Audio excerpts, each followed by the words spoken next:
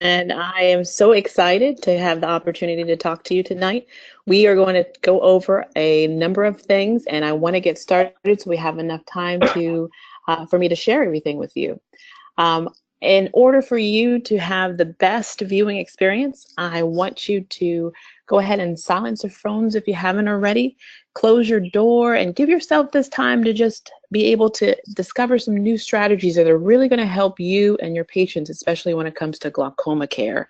And just to make sure that you're able to see everything in the presentation, because we will have some video, if you can turn off anything in the background on your computer, like email systems and Skype, iTunes, any extra programs, so I can make sure that you are able to see everything well.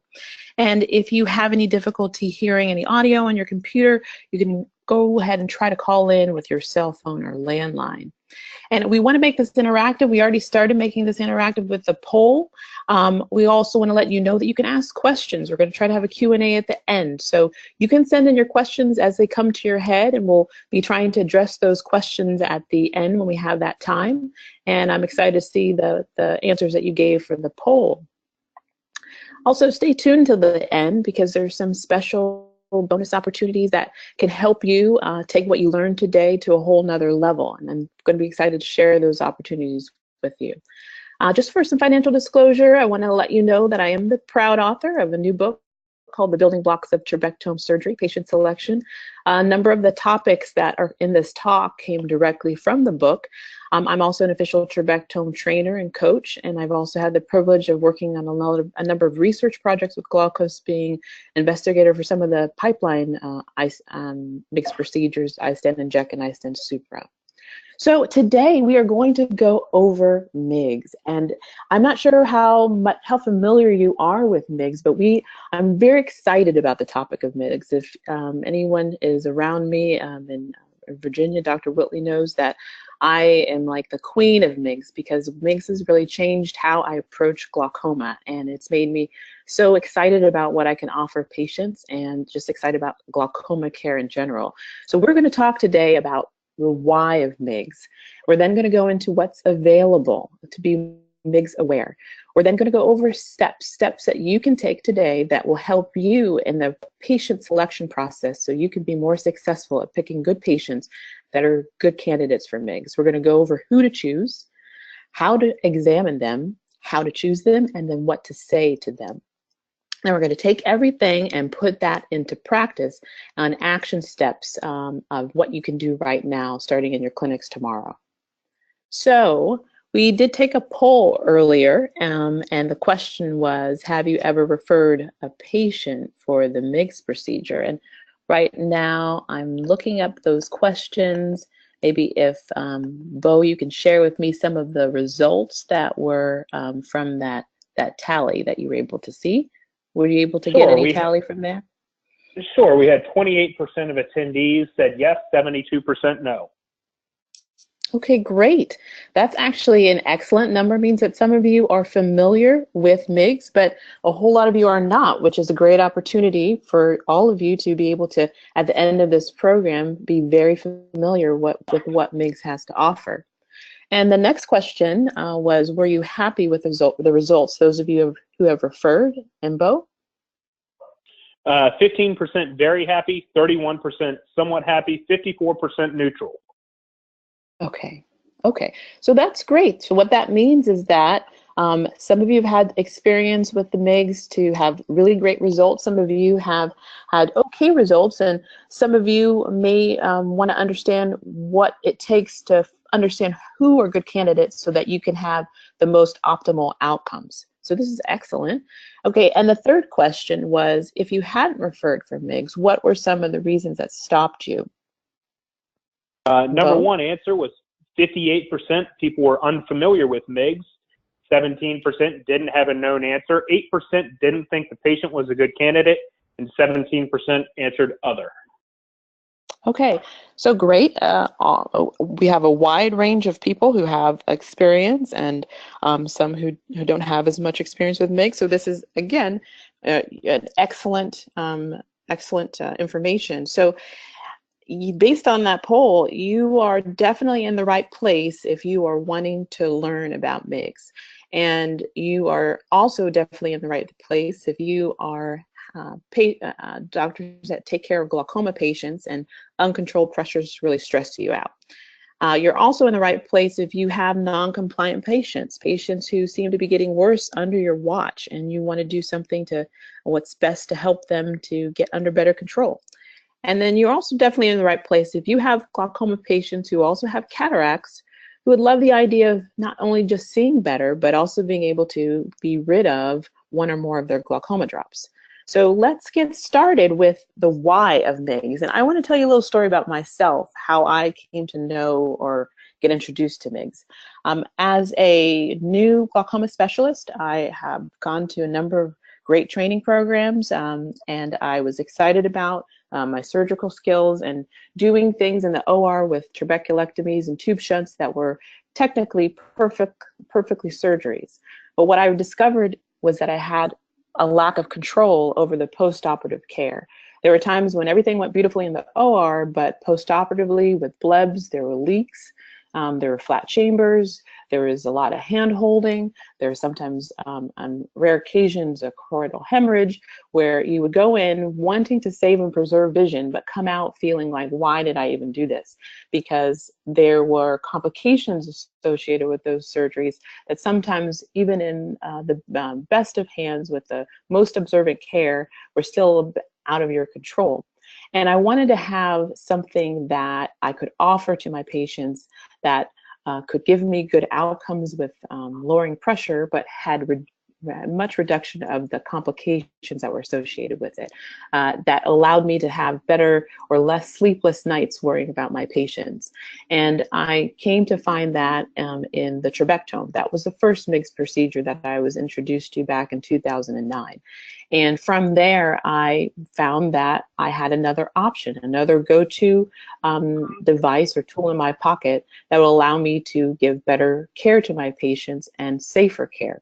And that stemmed into the other procedures that came up with the eye stent, and then with an explosion of other procedures, as we'll go into them tonight.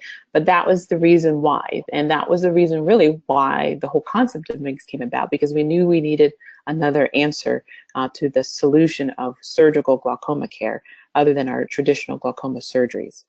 And you all are familiar with medical management for glaucoma, and you also understand that there's not just issues regarding surgical care, but also even with medical management. There's a lot of burdens that come with using eye drops. There's the cost issue that I'm sure all of you are aware of and hear about every day. The tolerability, they can remember to put it in, and a whole host of other things, which all can oftentimes decrease the amount of adherence that patients have with their drops. And so knowing that medical management is a problem, there again is need for solutions that can sometimes take the onus off of the patient and give them another option that is a safe option to help them control their glaucoma. And that's what we can find in MIGS. Again, I mentioned the issues with the surgical management, traditional surgeries. They can be beautiful, just like this bleb can be beautiful and give a pressure that's low and wonderful. And also tube shunts that can also do great pressure control. But then there's the whole host of possible complications like blebs and blebitis, which can turn into endophthalmitis, which can leave the patient vision threatened.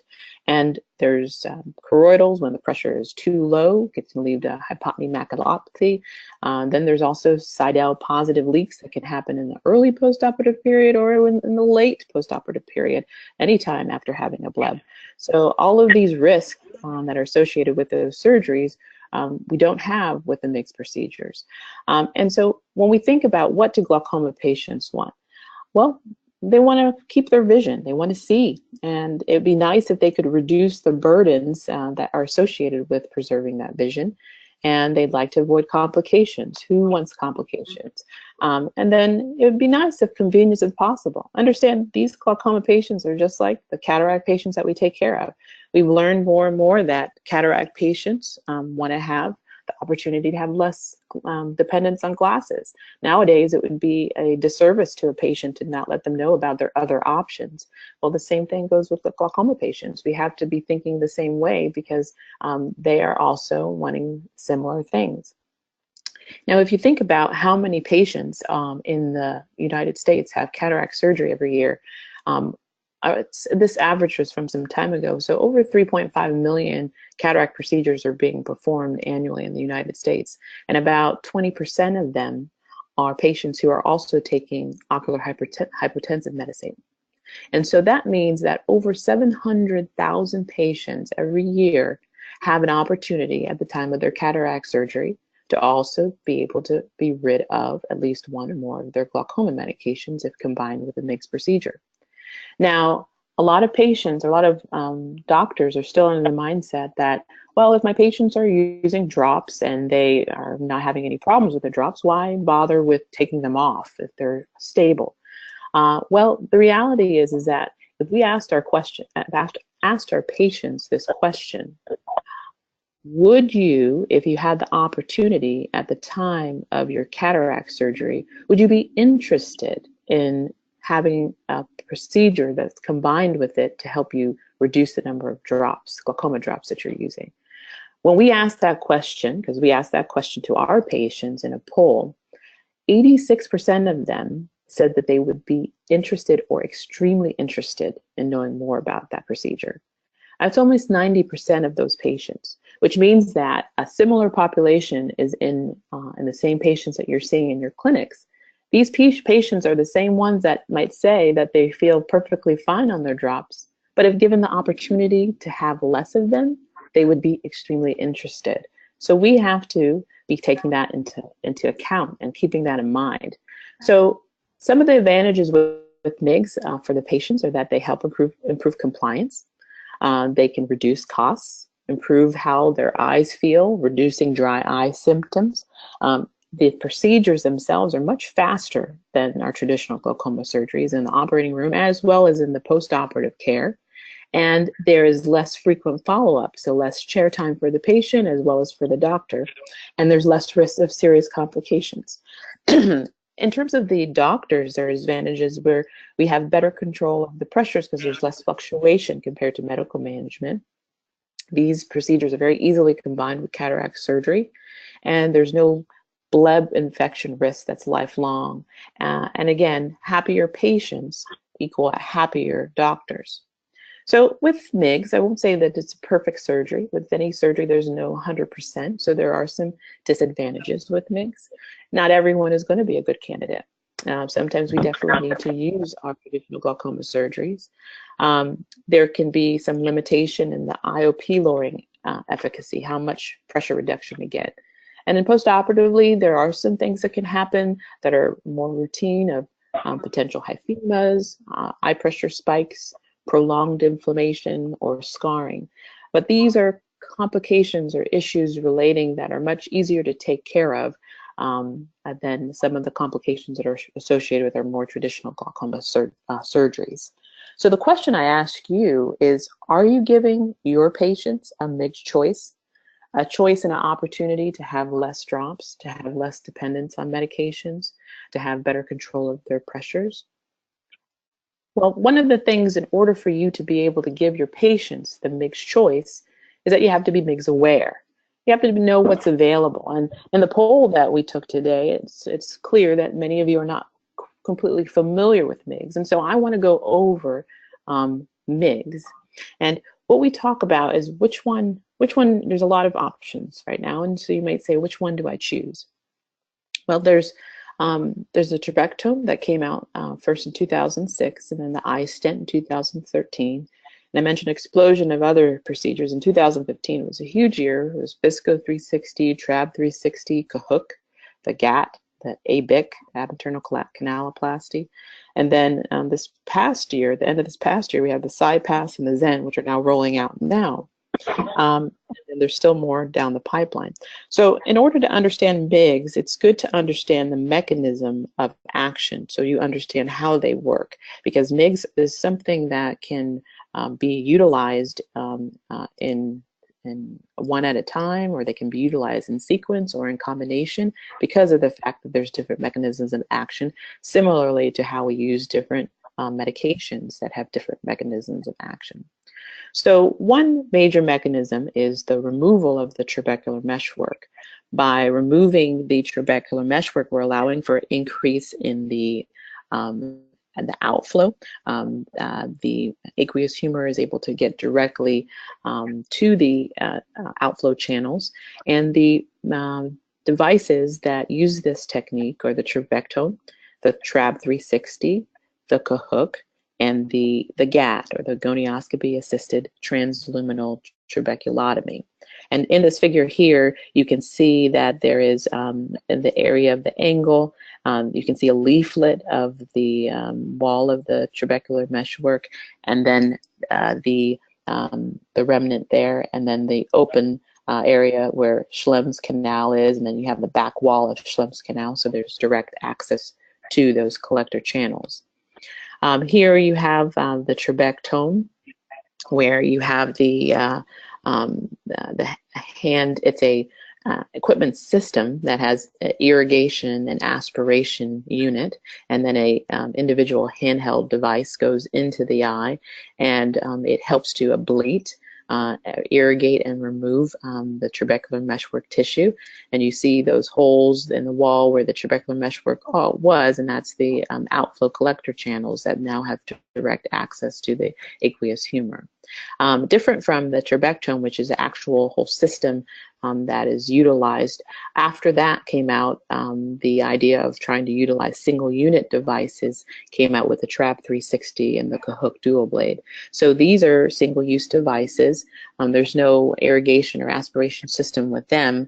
They go into the eye through a small corneal incision, and with the TRAB 360, Prolene suture is able to be placed past the trabecular meshwork and into Schlemm's canal, and then it's fed, wheeled into the Schlemm's canal, and then pulled. And you see here the blue suture being pulled, and so the trabecular meshwork is in a way kind of torn open so that there can be access to those outflow channels. Similarly, the Cahook uses a blade, and so there's you see here the picture enlarged of the tip. There's a blade where dual blade on two sides, and it's a ramp, and this tip is inserted through the trabecular meshwork and into the Schlemm's canal, and then the blade cuts the trabecular meshwork tissue. So this is more mechanical removal of that trabecular meshwork tissue. Now, out of these procedures, I have tried them all, but I still continue to use the trabectome most because it offers not just removal of the tissue with the ablation and electrocautery, but also aspiration of those tissues. And the fluidic system helps to maintain clarity and a good view and minimal bleeding throughout the procedure. Here I have a video of me performing the trabectome. I use a blade to make a corneal incision, and then I enter the tip that has irrigation going to keep the anterior chamber maintained and well formed.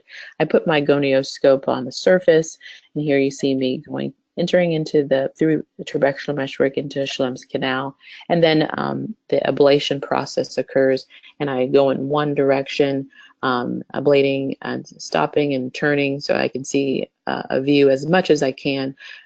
Typically I'll go from that 3 o'clock to the 12 o'clock position on one side, and then I'll turn the instrument and go in the other direction as far as I can.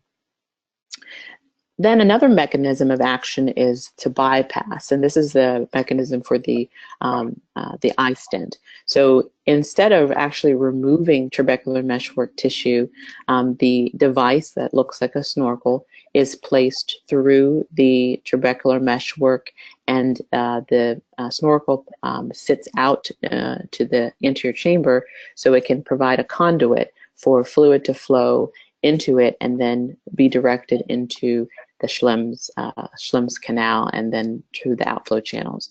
Now, with the eye stent, one of the techniques that we have found that help to make it more efficacious is the concept of targeting.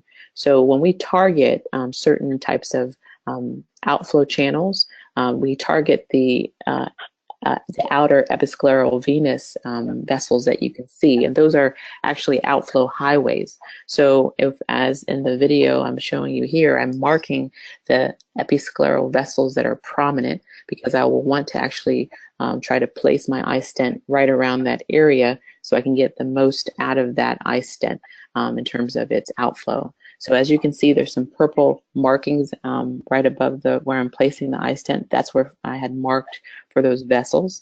And I insert the tip through the TM and into Schlemm's canal, and then I release. And that little plume of heme allows me to know that I've entered into the right place. And the eye stent is also very simple and easy to place in. And then the another mechanism of action is the dilation. And with this, you have an increase of outflow because you're using viscoelastic or jelly-like material, and you're placing it behind the trabecular meshwork, and you're dilating the Schlemm's canal, making it more widened. And then that viscoelastic also goes into the distal collector channels and dilates them. So this is more of a dilation process that allows for better outflow. The Visco 360 and the ab internal canaloplasty, or ABIC, are the ones that use this type of mechanism. The ab internal canaloplasty kind of developed from canaloplasty, external canaloplasty, which is a bit more difficult procedure. But now with making a small corneal incision like is done for cataract surgery, you can place a catheter into behind the trabecular meshwork into Schlemm's canal, and then feed the catheter through, and through that catheter you can squeeze the viscoelastic material, which will stretch and dilate those channels. Then another mechanism of action, which I'm really excited about, is the shunting to suprachoroidal space. So this is a whole new area. So instead of just talking about enhancing the outflow pathways, we're talking about diverting aqueous humor to a whole new space where it just didn't go before. So they were accessing the uveoscleral pathway through the suprachoroidal space. And so the device that we have available now is the CyPass from Alcon, and it's made from a plastic material called polyamide, and you can see it here. It's a kind of yellow brownish in color, and you can see it in the angle here as it sits, and you see the tip of it. It's about 6 millimeters in length. Now here's a video of me inserting the CyPass. I just started doing this technique recently, and what is so exciting about the CyPass is that there's really minimal inflammation at the time of the surgery and postoperatively, and then it's a fairly quick procedure to do, but I have found that it has a significant amount of pressure reduction. I have actually started doing this device as a standalone, even though it's FDA approved as a combined with cataract surgery, but I have done it now in both early, moderate, and severe glaucoma in patients who've had had tube shunts done before, trabectome and Cahook done before, and it's been able to lower pressures in the low teen range with patients being able to get off all of their medications, and that's really exciting. Typically, we'll talk about that a little bit later about how to set expectations, but I've been blown away about what I'm seeing with the CyPass in terms of its ability to lower pressures and to get patients off medicines. So here again, I'm making a corneal incision in order to insert the CyPass device. Here I'm putting in viscoelastic jelly-like material to help make the chamber as deep as possible, and then I insert the CyPass, and it goes along to the angle, and you just aim for the scleral spur right under it, and then you begin to insert the CyPass, and it starts to glide in, and if you feel any resistance at all, you can just let go, and I let go here, and then you just tap it in the rest of the way. And like I said, what I like about this procedure is that there's very minimal bleeding, very minimal inflammation, and it has shown me great promise for pressure lowering ability and then getting off of drops.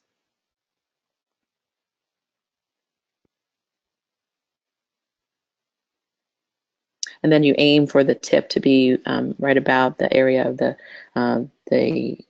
top of the device to be right at the angle of the tubercular meshwork. Then one other mechanism of action is the concept of reducing aqueous fluid production. So this is by decreasing the amount of aqueous humor. There's less fluid to have to exit those outflow channels. And this is being done with endocyclophotocoagulation, or ECP. And it uses a laser probe that's introduced into the eye and is able to ablate the ciliary body processes.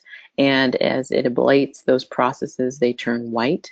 And as opposed to what we've used in the past, which is with a G probe, transscleral cyclophotocoagulation, where you're not able to see what you're actually ablating in terms of the ciliary body. This allows us to have a clear view.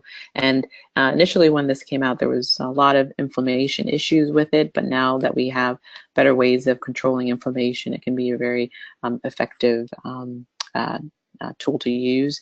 Some people have combined it with ice stent. They call it ICE procedure, doing the ice stent, the ECP, and the cataract surgery. This slide was a bit out of order.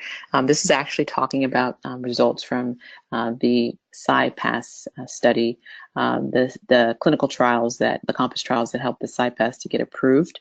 In terms of the efficacy of the CyPass, there was a 72% of the patients had a mean reduction of their eye pressures at greater than 20% at the 2-year mark. And of those 72% of patients, 93% of them had eye pressures that were controlled, and they were free of medications. So that's a significant number of patients who were eye pressure medicine free at 2 years. And the average eye pressure reduction was about 7 millimeters of mercury. So the CyPass has shown to be very efficacious in pressure lowering. And again, reasons why I'm really excited about my results so far as I've been using it. One other mechanism of action that we're excited about, because this is shunting to the subconjunctival space. So similar to trabeculectomies that use the conjunctiva, this is different in that there's no cutting of the conjunctival tissue. So we are able to increase outflow of the aqueous humor in the anterior chamber by using a device that acts like a wick that's inserted through the corneal wound into the anterior chamber, so into the angle, and then pushed through the angle into the sclera, and then up into the subconjunctival space. And then that wick acts as a conduit for fluid to flow, and so then there's a nice diffuse low bleb. And this is with the Zen gel stent. So this is something that we're also really excited about, because it seems to be an approach that's going to be much safer than doing traditional glaucoma surgery with a trabeculectomy. Again, here in this slide, you see the device being inserted through the cornea, and then the device being pushed into the angle, and then through the scleral wall into the subconjunctival space. You have the fluid aqueous humor that's able to direct into that space and form a nice diffuse cystic bleb. And this bleb is, again, different from a bleb that is from a trabeculectomy, in that with a trabeculectomy, you have inflammation from suture wounds and from the incisions that you're making in the conjunctiva, and it can be more cystic and elevated in one area, versus the type of bleb that comes with the Zen implant, which is more diffuse and low-lying. And the results from the clinical trials for the Zen were also very good, with 76% of patients having at least 20% reduction of pressure at 12 months, and on average about a 6 6 to 6.5 eye pressure reduction from baseline. And they also had a significant reduction of medications from 3.5 at baseline down to 1.7, so almost 2 medications. So again, this is another mechanism of action.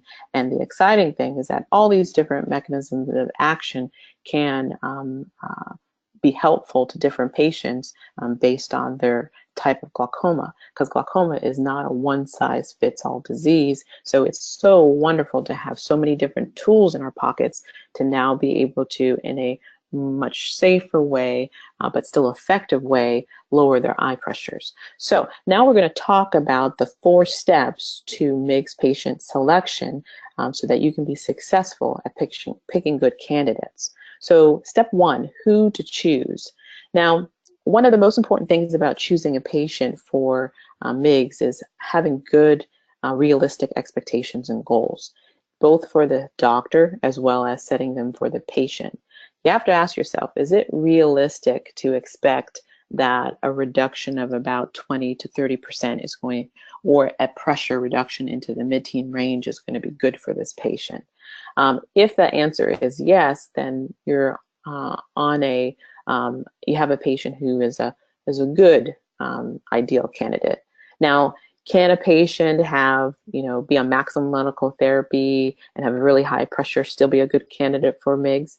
Yes, they can, but they have to have some certain criteria. One is nerve reserve, and we'll go over that in the next slide, what nerve reserve means. And then also, they need to have, be discussed, you have to discuss with them what the expectations are. So let's say, for example, I have a patient who has really high pressures, maybe their nerve is a bit cupped, and I think that they could have a good outcome, but they're a little bit less than ideal. Well, I'm going to talk to them about how I feel like the MIGS is a good option for them, but there is a possibility, because it's not 100%, that they may still need a more traditional glaucoma surgery down the road in order to help control their glaucoma. So as long as you are setting the patient up with the proper expectation, that makes a big difference in terms of how the outcomes are going to be with these patients. Because like I said, I've been very surprised at what MIGS procedures can do in not just mild to moderate patients, but even severe patients. But as long as I set up the expectations appropriately for both myself and the patient, I can allow myself to have better outcomes.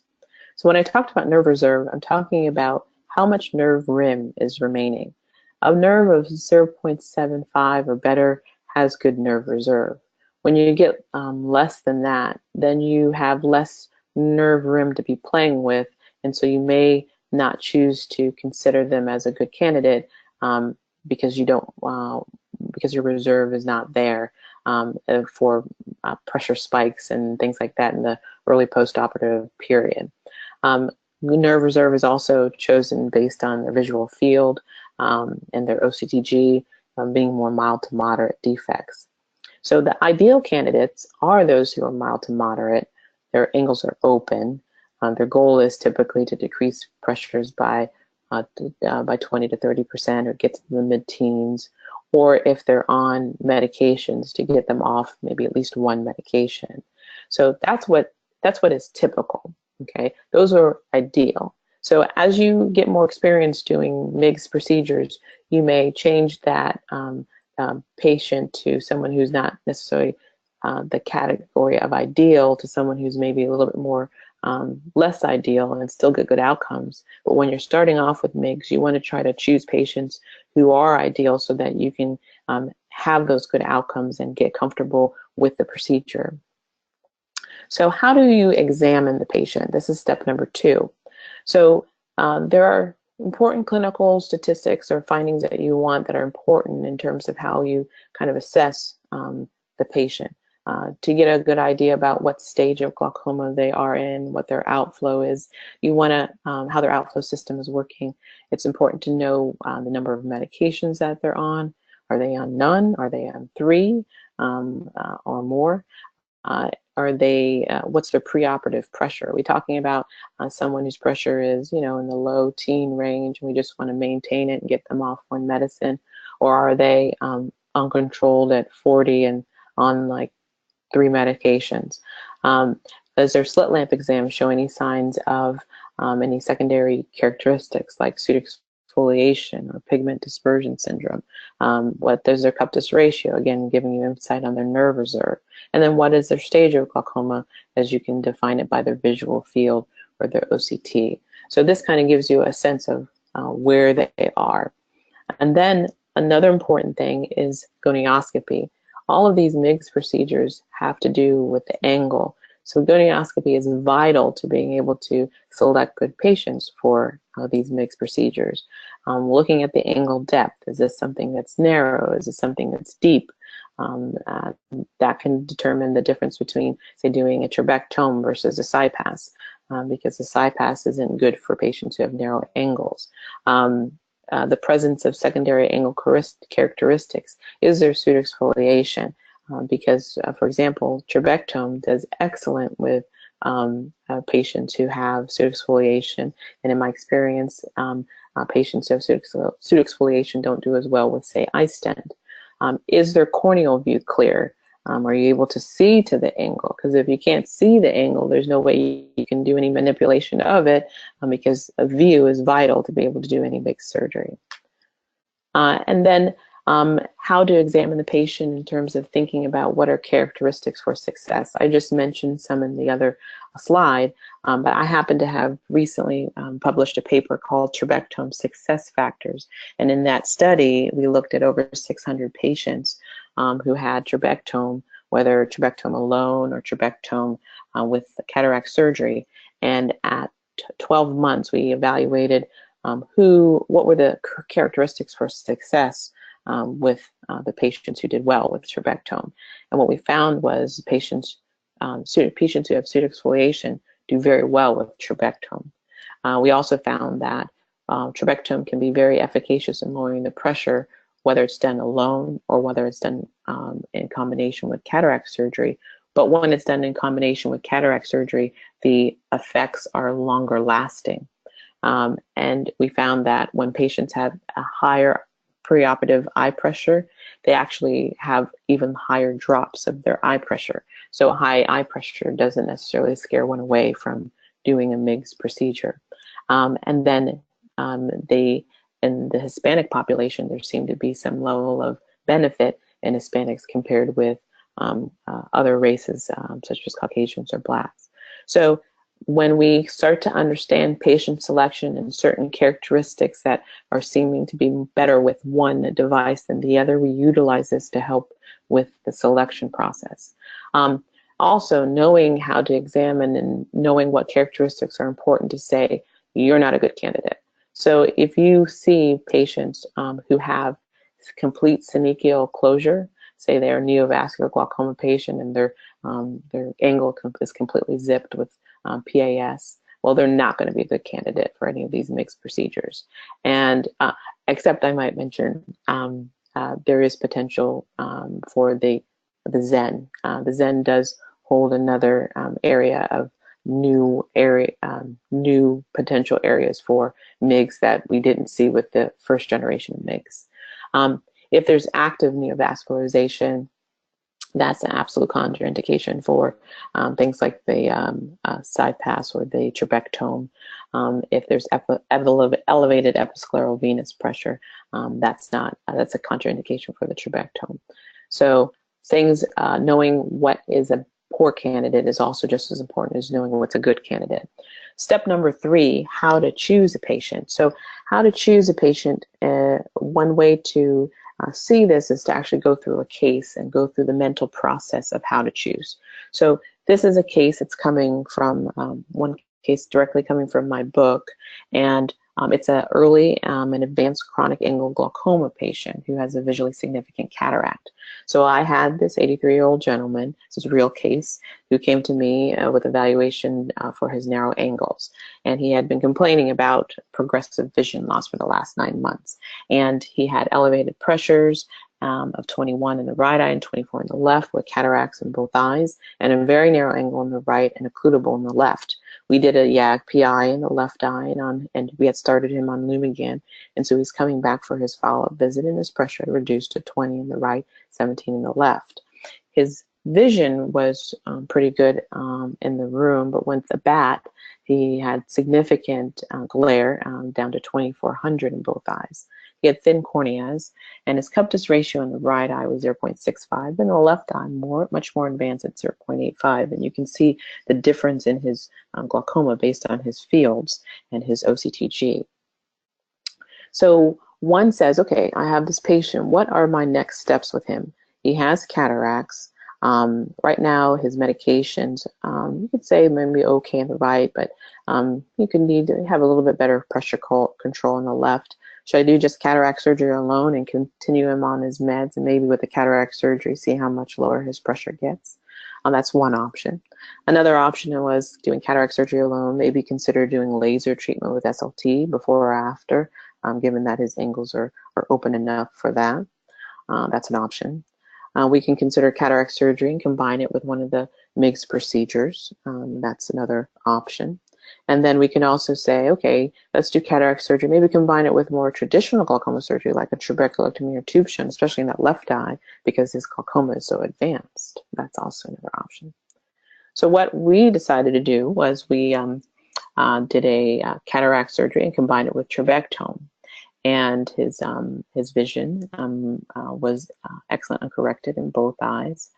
And his target pressures were set at 15 and 12. And pre-surgery, it was 20 and 17. And then after surgery, he was on no medications, and his pressure came down to 11 and 10.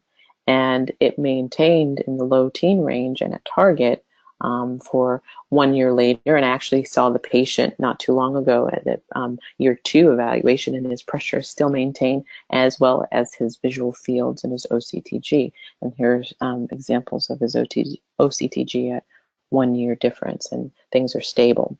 So what is great about this case is that it shows you an example of how a MIGS procedure like the trabectome can be ideal in a wide spectrum of glaucoma. So we're not just talking about early glaucoma cases, we're actually talking about advanced glaucoma cases.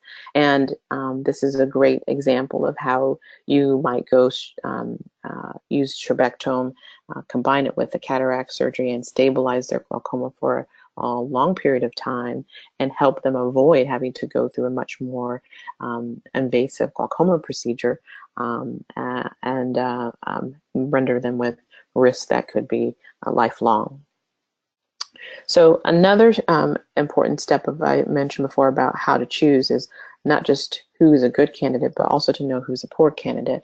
And I want to go through this case quickly. This is a real case. This case is in more detail in the book, another case from the book. But this is a patient who came to me, and in 2014, he was controlled on his glaucoma medications. But between 2014 and 2015, he was lost to follow-up because there were some medical issues that rendered him not able to come and also not able to keep up with his drops. So this is a field of his eye because his pressures were in the 40s, and in just 1 year, his visual field went from what it is on the left to what it is on the right. That was his good eye. Then in his other eye's left eye, which was already showing signs of significant glaucoma damage, he came back a year later, and it looks severely worse. So with this level of progression, one would say this is not a good case for somebody to have a MIGS procedure. We're talking about someone who has a very significant, very poor amount of nerve reserve, who really needs to have something that is going to get the pressure down and not have the potential of needing to be on a lot of drops because he had issues with compliance during that period of time. So what to say? In regards to what to say, practical tips about how you discuss with the patient. Like I mentioned before, it's good to set expectations. You want to under-promise but over-deliver. You want to talk about what is your goal. Is this a realistic goal to achieve? And also set that stage for yourself as well as the patient. Then in terms of presenting MIGS, one of the analogies I always like to use is a sink, people can understand the concept of a sink, a faucet, and a drain. And when I talk about the drain being clogged with material, various materials, and then these procedures help to clear the drain, help to remove some of that clogged material. It allows them to understand and conceptualize what you're talking about better. So how do we put this all into practice? Well, number one, you can start looking right now. If you see a patient who has glaucoma, you ask yourself, are they stable? Do they have a cataract? Are they non-compliant and progressing under my watch? And have they had an SLT? Typically, I still use a stepwise approach in terms of going from, I think of drops and SLT as first line, and then there's surgery. I don't typically skip over an SLT unless they are already going to need cataract surgery to combine it with a MIGS procedure. So if they're not stable and they have had SLT and it's still not working and they're still using drops or not compliant with drops, then yes, MIGS is a procedure. And we have MIGS procedures that can be done in standalone and ones that can be done with cataract surgery. And another step that you can put into practice now is use your gonio lens. I don't know how many of you use your gonio lens. I was going to ask that in a poll question, but how many of you use your gonio lens regularly, or just once in a while, or if your gonio lens has been so misused that it has dust on it, it needs to be dusted off. But one of the things that is really important with MIGS is for you to perfect your gonioscopy skills in the clinic. And the more that you do it, the easier it becomes, and also the more you understand what that angle should be looking like. If you see the angle over and over again, you can get a sense of what's normal. You can get a sense of what's abnormal, what's narrow, what's open, and you can also find secondary signs and contraindications that you might not have otherwise found. Sometimes you might find people who have actually narrow angles that you should be referring for an LPI as opposed to considering an SLT. So these things will help you to not only take better care of your patients and understand good candidates for MIGS procedures, but actually also helps your financial bottom line, because each of the gonioscopy procedures is something that doesn't have to be, it only has to be determined by you or read by you. And if you do other procedures like a visual field or OCTG, the payment for the gonioscopy is separate and it doesn't depend on any other procedure that are done that day. So it can actually help your financial bottom line the more you use it and the more you're actually helping your patients. Number three, the step is you just need to refer a MIGS candidate. Okay, so you need to suggest to a patient that they'd be a good candidate and then refer. Now, some of you might, the first step might be finding out who's offering MIGS in your area. Sometimes you might know, just ask your doctors in the practices that treat glaucoma if they're doing many MIGS procedures, or you might even go to the companies and ask who in your area is doing a lot of MIGS procedures so that you can refer your patients to them. Then you can now just talk to your patients and tell them if they have cataract and glaucoma that they could be there could be an opportunity for them to have less drops and better vision at the same time. And as you do this, understand that you're giving hope to these patients. Many patients feel really burdened by the idea of always having to use drops for the rest of their life, and you telling them that there's options to get off is wonderful. And always remember to undersell, but so that you can over-deliver. And then when you do talk to patients, try not to be so specific about one procedure or another. It's good to be MIGS general, because sometimes, depending on the nuances of the exam, the patient might be a better candidate for one type of MIGS than the other, depending. So it's good to kind of be MIGS general. I know we're getting low on time. I wanted to have mentioned this patient. This is one of my patients who was featured in my book, who was a strong advocate of talking about his experience with the trabectome. And one of the things I wanted to point out in his testimonial was talking about how he had to take drops 3 times a day, and he was always trying to remember when he had to take them before work, and then you get busy, then you forget, and then you get frustrated because you're not sure if you took it or not. And he was talking about how these drops interfere with his daily schedule. And then after he had the trabectome, he realized he was not needing to use drops anymore, and he just felt like you know, the drops aren't really a concern with your life like they used to be. And he was telling patients not to delay about the idea of getting a trabectome surgery or a MIGS procedure because he felt the benefits right away. And so these are words from real patients who are like your patients who just want the opportunity. And remember, you're their advocate. You're the one who can give them the information and then allow them to have these great life-altering procedures because you just became more MIGS aware.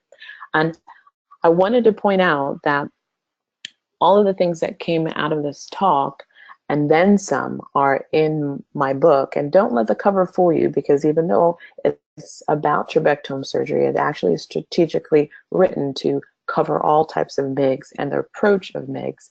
And the patient selection focus is to help optometrists, ophthalmologists, and students to be able to have a better idea about how to approach MIGS. In the book, it's a 298-page book, but it's written in a way that is a very personal, direct approach.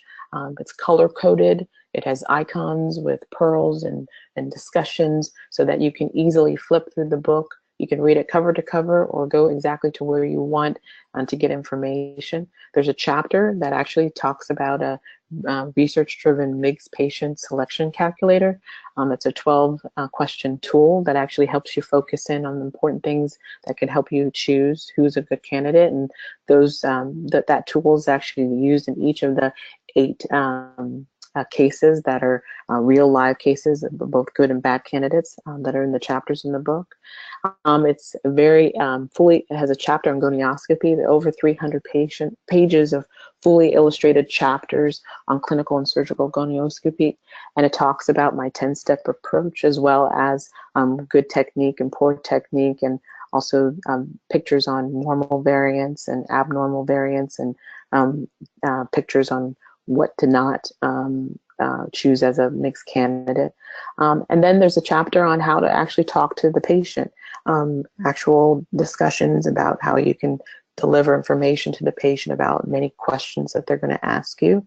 And then there's also a chapter that's dedicated to frequently asked questions that are directly from optometrists and ophthalmologists on different concepts about MIGS. And then there's actually another chapter that's a review of all of the available MIGS devices. So I wanted to share with you not just my own words, but words from another optometrist who is one of your colleagues. My name is Dr. Sherry Becker, and I practice at Becker Eye Care in Hampton, Virginia.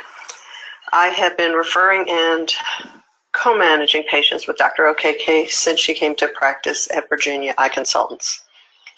I was really very happy when she told me about the trabectome and MIGS procedures, because it affords me a way to provide my patients with better care, control, and better lifestyle for treatment of their glaucoma. I can recall numerous patients who were controlled on one medication, and when they had their combined trabectome cataract surgery, they were off medications. This was really a lifestyle change for these patients to be free of medications.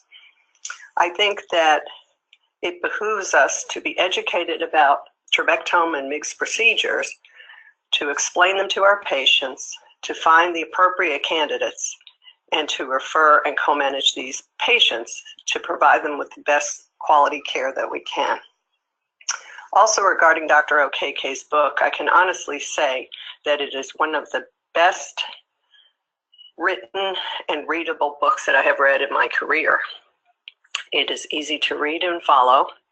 It has guidelines, and you can also go back and use it as a reference. I highly recommend this book to anyone who practices optometry and treats and/or co-manages glaucoma. And so in conclusion, we have gone over so many topics, and I hope that you feel much more informed. We talked about the why of MIGS.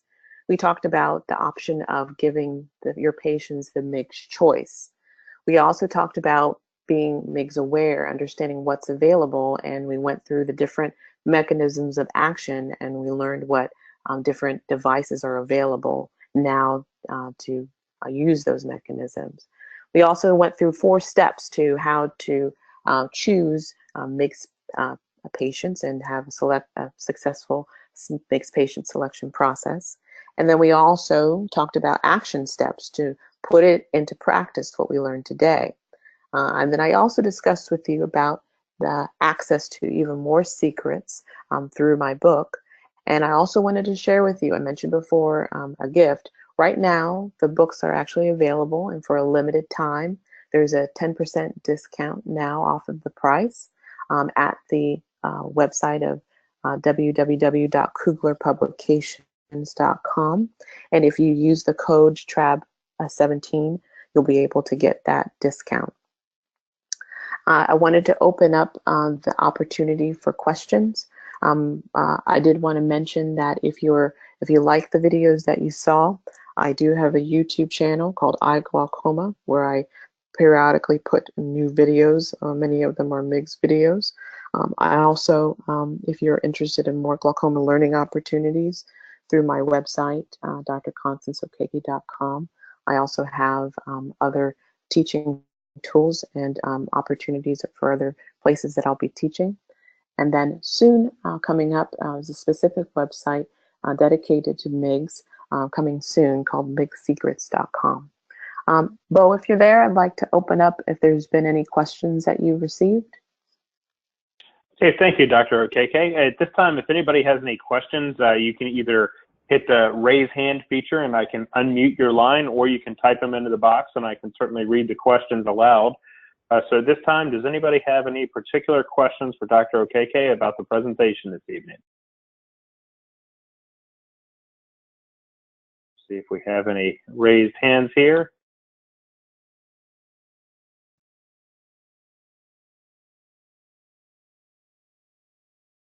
Well, once again, I don't see any questions coming in just at this time. If anybody does have any follow-up questions, you can always contact Dr. Okeke or the VOA office, and I'll be happy to get you in touch with her personally. We'll give it one more look and see if we have anything. Dr. Steve Jennings does have a question. Let's see. Dr. Jennings, are you there with us? Yes, I am.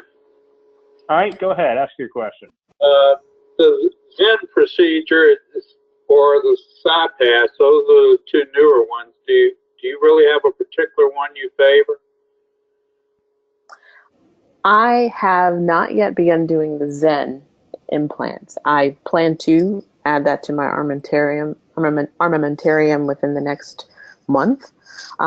So right now I have experience with the SiPass, and I've been doing the SiPass for about 2 months now, and I am very excited about the SiPass. As I mentioned, I've had excellent results on all my patients, and they have been actually quite astonishing how great they've been and how happy the patients are, how minimal their experience is post-operatively, and how significant their pressures have come down and then off of medicine. So this is a whole new ballpark in terms of an opportunity for pressure reduction.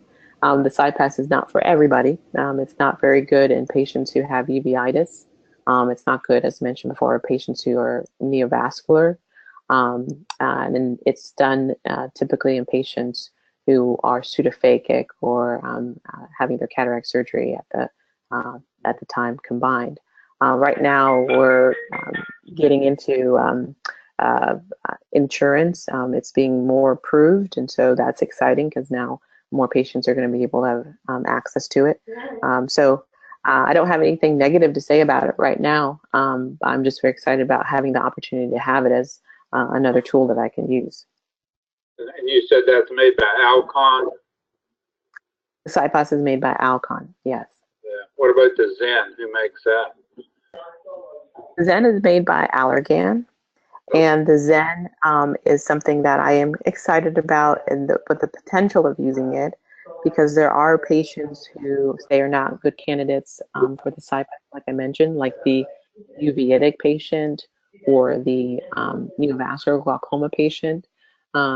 Those are patients that often end up needing tube shunts because the other devices are not as good. And if they needed a trabeculectomy, then there's concern about wound healing, because there's a lot of inflammation at the time of the trabeculectomy surgery with all of the incisions and the conjunctiva and the sutures. But the Zen is not just for that area. The Zen can be used for, it's designed to be used for refractive glaucoma. So it does play a role in some of these other specific type of cases that some of our current first generation MIGS may not be as good with. So I am excited about what I believe the Zen will be able to do, but I have not used that yet myself. So the iStent really isn't reducing the pressure as much as some of these newer ones? I think that the iStent is a good device, but I think that you have to have proper patient selection in order to get good outcomes. The iStent is not for everybody. Understand that with the iStent, you are putting a device, and if you place the device kind of far away from the outflow collector channels, it might not work as well. Now, there are studies that show that multiple iStents work better than one. Right now, we don't have multiple iStents available that are approved by insurance. I was involved with the iStent inject study, and I did see better pressure lowering when there was more than one iStent. So I do think that the iStent is good, but the device that we have now that's available, the single device, is best in patients that really have very early glaucoma, or their glaucoma is very well controlled on maybe one medication with your goal of trying to keep control and reduce one medicine. So if you stay to that, at least in my experience, if I've stayed to that kind of patient selection criteria, I've had much better outcomes. When I start getting into using the iStent for patients that have more glaucoma, that the pressures are really high, or they have a lot of secondary characteristics like exfoliation or pigment dispersion, I tend to get less optimal outcomes. All right, next up we have Dr. Ryan Cook. Dr. Ryan Cook, we're going to go ahead and unmute your line at this time. I believe you have a question. Are you there with us?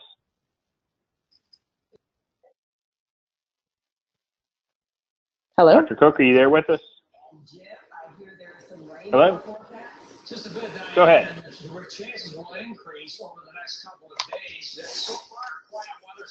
Dr. Cook? All right, Dr. Cook had also entered a question. Let's see if we can answer that. Let's see if we can get to his question. I know SLT was mentioned. What about ALT or other similarly scarring procedures? What about, I am not a big proponent of using ALT. I believe that there is a difference between ALT and SLT. ALT uses a more of a quote unquote hot laser, which coagulates and burns and can create inflammation and scarring that you can see post-procedure, whereas SLT uses more of a quote unquote cold laser, where the effects of the SLT are not visibly seen in the angle after the procedure is done. It being a more gentle procedure, it can be repeated multiple times, and there has been data research showing that it in fact can be effective as a repeated procedure. So the SLT procedure is something that I utilize quite often and do consider it as a first-line treatment for glaucoma. And when I do diagnose someone with glaucoma, I make sure that they understand that there are 3 mechanisms of how we treat: using drops or medications, using laser treatment, and using surgery. And so at least present them with those options as opposed to just talking about drops. So I don't want to take away a possibility that they might want to go on like laser treatment first. All righty, you also have one additional question from Dr. Mark Woodward. Great presentation. What is your experience in repeating SLTs? I think I just I mentioned that I do use SLT quite often, and I do repeat them. So if an SLT, typically when I tell a patient, it typically should work for about 2 to 5 years. And I have seen that where an SLT can be effective for that period of time. If during that time period, typically the pressure will start to increase. And when I see a patient, let's say the pressure was, let's say it was 22 and the pressure's come down to like 14 range. And over time, they've been maintaining 13, 14, 15. Then all of a sudden I see them on a visit and it's creeping up to 16, 17, maybe 18. That gives me an indication that the effects of the laser treatment are wearing off. And so I let them know that the effects of the laser are wearing off, and it's something that I think that we should repeat if we had gotten a good good pressure reduction the last time. So if the pressure has been reduced for at least a year plus, then I am likely to consider repeating it. Typically, if it is a year or less, then it's likely that the next time it's not going to be any longer. It's going to be about that or less. And so I might not find that it's going to be the most effective option. But I definitely do repeat laser treatments.